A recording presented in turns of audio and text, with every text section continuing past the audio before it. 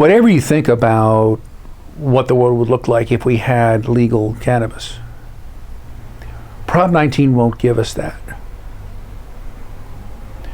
There's still a federal law. The federal law forbids growing or selling. With respect to medical marijuana, the federal government has agreed, finally, to get out of the way. They won't do that for commercial marijuana. The notion that we can set up a regulated and taxed commercial business in California in an activity that remains a federal felony is usually, by the expression, a pipe dream. That's not happening.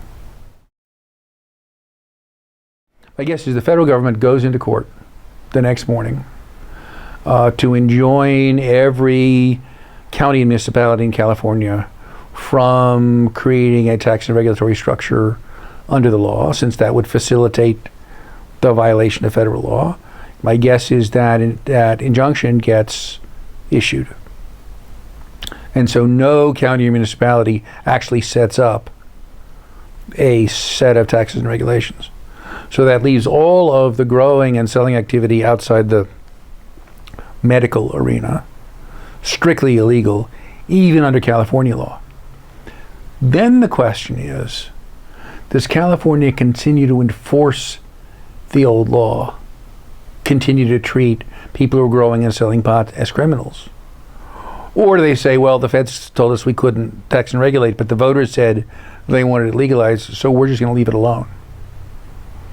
If that happens, then I think what you get is a flood of federal agents coming into California trying to defeat large-scale growing and retailing, but not bothering the individual pot garden.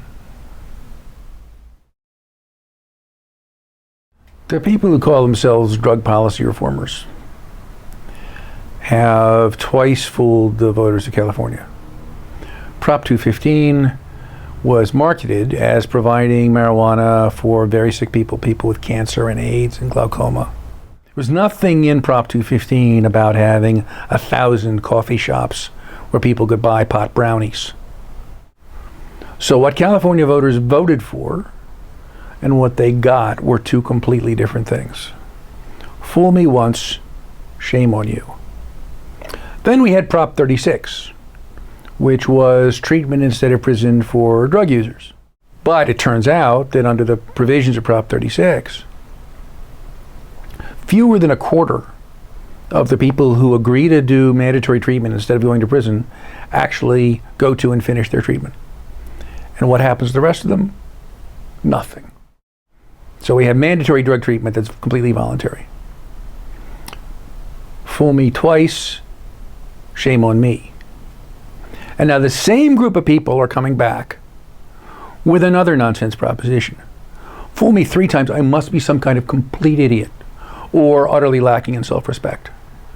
So on the one hand, I think it's hard to vote for this if you think, as I do, that it's basically nonsensical.